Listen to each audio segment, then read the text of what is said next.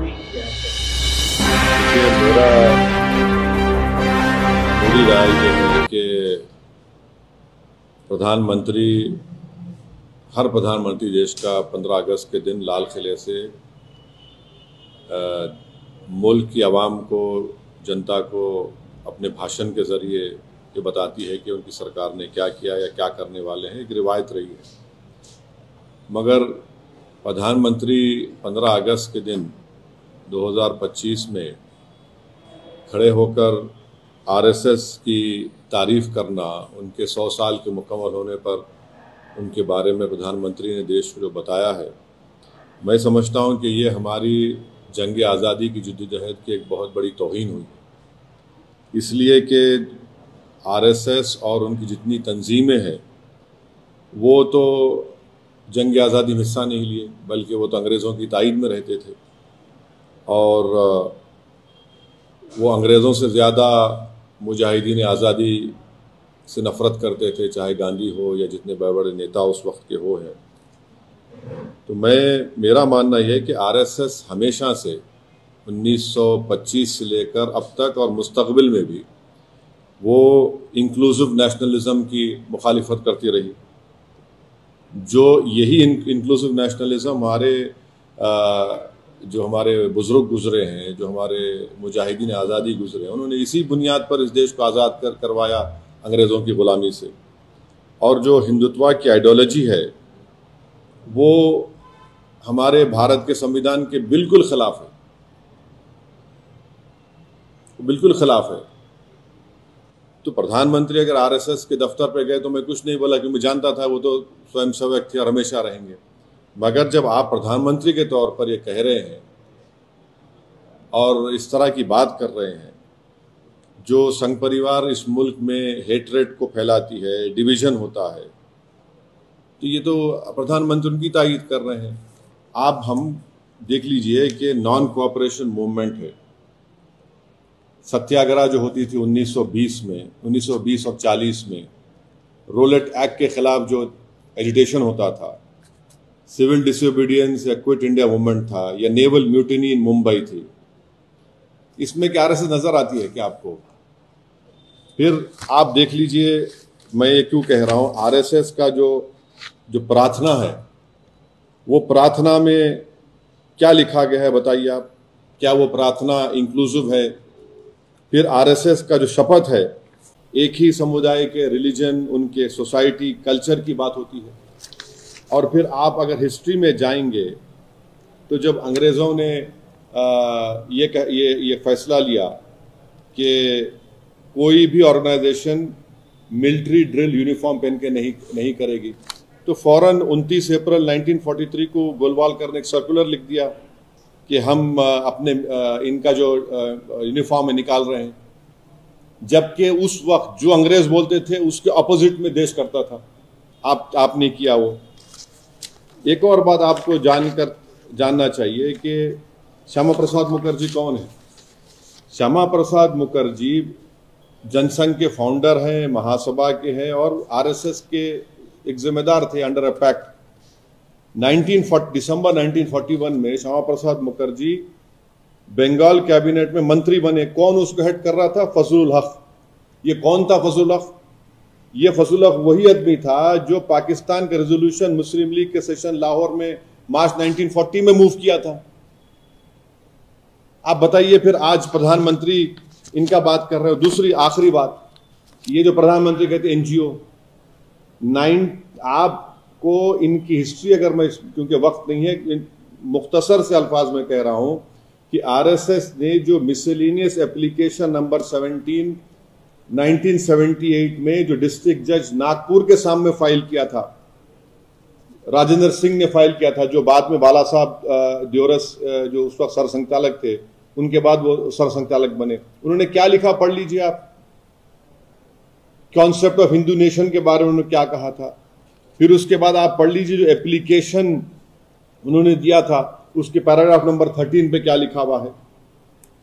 फिर उन्होंने सरसंघचालक के बारे में क्या कहा था।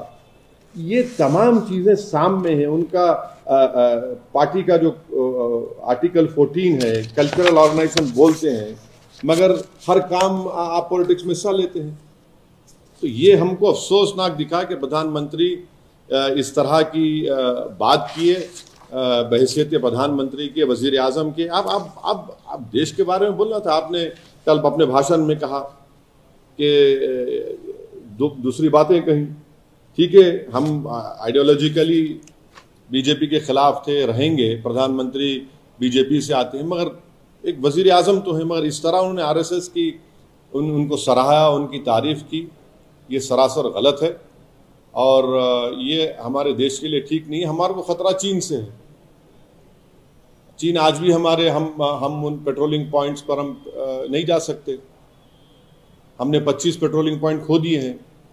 और जो ऑर्गेनाइजेशन देश में अपनी आइडियोलॉजी की बुनियाद पर निफाक पैदा कर रही है, इख्तलाफात को फ़रोग़ दे रही है, हेटरेट में इजाफा कर रही है, कई मसाजिद पे केसेस डाले जाते हैं, दरगाहों पर 500 साल पुरानी दरगाह पर वहाँ पर ख़बरों को तोड़ा जाता है। कौन है ये लोग? ये तो सब इनका ताल्लुक आरएसएस से है। सर, इस स्पीच को कई लोग ये भी क्रिटिसाइज करें कि पॉलिटिकल लीडर्स क्रिटिसाइज कर रहे हैं, अपोजिशन के पॉलिटिकल लीडर्स को क्रिटिसाइज करें कि काफ़ी ज़्यादा पॉलिटिकल स्पीच है, not speech of prime minister. देखिए, वो हर एक की राय। मेरे लिए सबसे ऑब्जेक्शनेबल बात और तकलीफदेह बात ये थी कि उन्होंने आरएसएस की 100 साल की तकमील पर उनकी खिदमात को, उनके चीज़ों को सराहा है।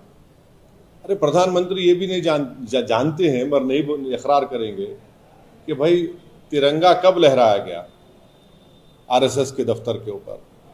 ऑर्गेनाइजर मैगजीन में जब संविधान बना तो उसके बारे में क्या कहा था ऑर्गेनाइजर मैगजीन ने गोलवालकर को कोट करके। जब आरएसएस बन रही थी तो उस वक्त कौन लोग थे? 4 लोग थे ना,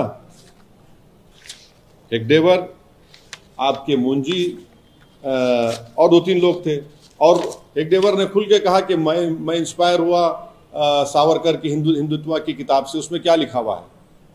क्या वो आज उस किताब को सामने रख के अब आर्टिकल 14 को देख लीजिए।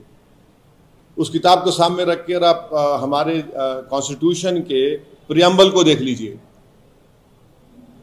ठीक है, मेरा यकीन मत करिए, जो लोग आज हमको तनखीद कर रहे हैं, क्या क्या लिख रहे हैं, आप देख लीजिए, सब रख के सामने पढ़िए ना, देख लीजिए आप कितना इंक्लूसिव है, कितना एक्सक्लूसिव है वो।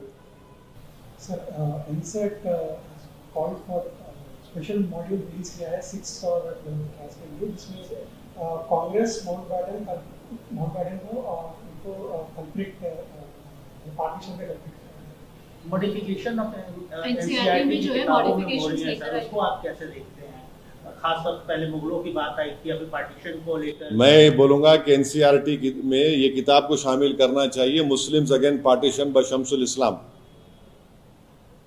शामिल करिए उस किताब में, पढ़ाइए कौन था। और ये बार बार जो झूठ बोला जाता है ना पार्टीशन के बारे में, अरे भाई उस वक्त कितने मुसलमानों को वोट डालने का इख्तियार था? 2 या 3% को भी नहीं था जो इनकम टैक्स दे सकता था, जिसके पास जमीन थी या कोई कंडीशंस थे। मोर देन 90% करीब मुसलमान तो वोट ही नहीं डाल सकते। ये तो पूरे एलिटिस्ट राजा रजवाड़े बोलिए या जमींदार बोलिए, उन लोगों को इख्तियार था। शम्सुल इस्लाम किताब को शामिल करिए आप, मुस्लिम अगेंस्ट पार्टीशन बताइए। और पार्टीशन से आज हमारे को ब्लेम कर रहे हैं, हम कैसे जिम्मेदार हैं उसके? मुसलमान जो भाग गए वो भाग गए, जो वफादार थे वो ठहर गए। अब आज भी वही बोला जाता है। मौलाना अबुल कलाम आज़ाद की किताब पढ़िए, इंडिया विंस फ्रीडम। उसमें मौलाना आज़ाद रो रहे थे सबके पास जाकर, उस वक्त के नेशनल लीडर्स के पास, कि भाई आप अग्री मत करिए। वो किताब को भी शामिल करिए, पढ़ाइए बच्चों को। आप तो इन चीजों को शामिल ही नहीं करना चाह रहे हैं। क्या आपकी नजर में sir lord Mountbatten, Mohammed Ali Jinnah और द देन कांग्रेस, अरे भाई साहब, मैंने आपके सामने अभी कहा कि श्यामा प्रसाद मुखर्जी 1941 में मिनिस्टर बने बंगाल कैबिनेट में फजलुल हक के साथ। फजलुल हक वो आदमी था जो लाहौर के मुस्लिम लीग के सेशन में पाकिस्तान का रेजोल्यूशन मूव किया था। ये क्यों नहीं पढ़ाते आप? ये पढ़ाइए ना। कि श्यामा प्रसाद मुखर्जी कैबिनेट में मेंबर थे। आप पढ़ाइए, आप ये नहीं पढ़ाएंगे,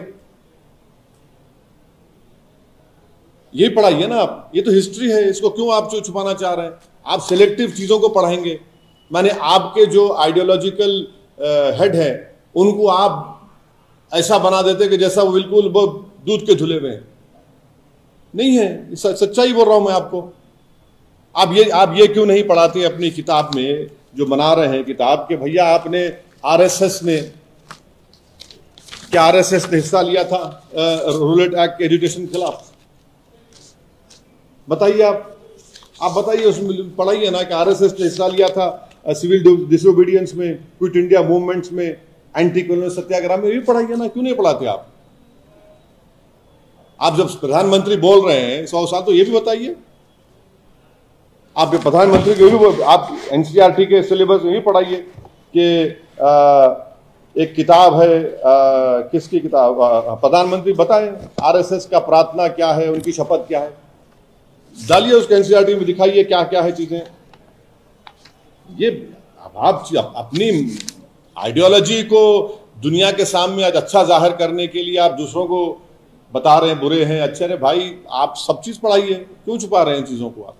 जी, आपको लगता है कि एनसीईआरटी की किताबों में सालों से जो है इस तरीके से बदलाव लेकर आया गया है, सरकारें जो बदलती है? ये तो हमेशा हिस्ट्री बदलने की आदत तो शुरू से आरएसएस बीजेपी की रही है ना। वो तो पहले की सरकारें कांग्रेस की हो या, अरे हिस्ट्री बदल ज्यादा तो ये लोग करते हैं, जब कभी ये सत्ता में रहे हैं इनका एक ही काम रहा है। बिहार के चुनाव की अगर हम बात करें, कल से प्रचार थोड़े से जो है शुरू कर रहे हैं। क्या बिहार में प्रचार जो है कौन कल से तेजस्वी यादव करे, हम भी, हमारा चल रहा है प्रचार। आपका पूछना चाह रहे नहीं, हमारा भी चल रहा है प्रचार, हमारा भी चल रहा है, हमारा भी चल रहा है। आप फुल-फ्लेज्डली का वो कह रहे हैं? वो तो चल रहा है। हमारे लीडर अख्तरुल ईमान साहब, बहादुरगंज में आलम साहब, सब लोग लगे हुए हैं, सब लोग लगे हुए हैं। आपका कुछ शेड्यूल हमारे जन बनेगा इंशाल्लाह। पार्लियामेंट 22 तक है, 21 तक है, फिर हम जाएंगे। उत्तर प्रदेश में सर पीडीए की बहुत चर्चा हो रही है। इस पीडीए अलायंस में वो आप कैसे देखते हैं? आप भी काफी एक्टिव, आपने अभी कुछ जिलों में, कुछ जगहों पर आपने अपने ऑर्गेनाइजेशन को वहाँ रिसेट किया है, तो उत्तर प्रदेश में कैसे एमआईएम प्ले करेगी और क्या? नहीं, देखिए हमारे अध्यक्ष शौकत अली साहब और तमाम हमारे जो जोन के इंचार्ज हैं, इन सब बड़ी मेहनत किए हैं, संगठन को बहुत अच्छी तरह से मजबूत किए हैं। और मुझे लगता है कि इंशाअल्लाह ताला अब की बार जब कभी चुनाव होंगे, अब तो मेरे ख्याल से 26 में तो लोकल बॉडी के होंगे, उसके लिए तैयारी चल रही है, फिर उसके नेक्स्ट ईयर उसके बाद विधानसभा के असेंबली के होंगे, तो अच्छा रहेगा। पीडीए में कभी क्या आपका कोई रोल होगा पीडीए में, अगर पीडीए की तरफ से या आपकी तरफ से, दोनों अखिलेश यादव हैं? ऐसा है, देखिए भारत की राजनीति में अगर कोई पॉलिटिकल बर्मुडा ट्रायंगल में है तो सिर्फ हम ही हैं, बाकी के सब सुकून में है। तो बताएंगे उनको क्या होने वाला है।